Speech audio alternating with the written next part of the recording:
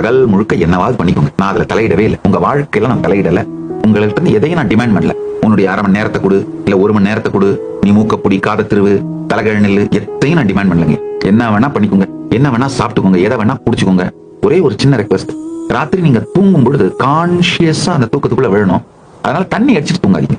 தண்ணி அடிச்சுட்டு தூங்குனீங்கன்னா இந்த ஞான ரசவாதத்தை பண்ண முடியாது.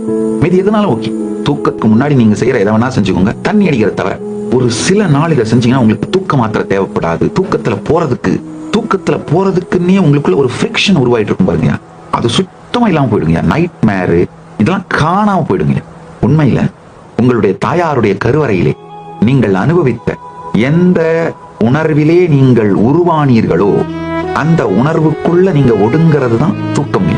நீங்க பாப்பீங்க, காலையில் எந்திரிச்சு உங்களுடைய உள் பேச்சும் உணர்ச்சி அடித்தளமும் நினைத்து பார்க்க முடியாத அளவிலே மாறி போய்விடும். உங்களுக்கு நானாயா இவ்வளவு பீஸ்ஃபுல்லா இருக்கேன், இவ்வளவு நல்லா இருக்கேன், இவ்வளவு பியூட்டிஃபுல்லா இருக்கேன், என்ன ஆச்சு எனக்கு? இந்த சாமியார்ட்ட ஏதோ சக்தி இருக்குப்பா. அது என் சக்தி இல்லையப்பா, உங்கள் சக்தி அப்பா, உங்கள் சக்தி ஐயா.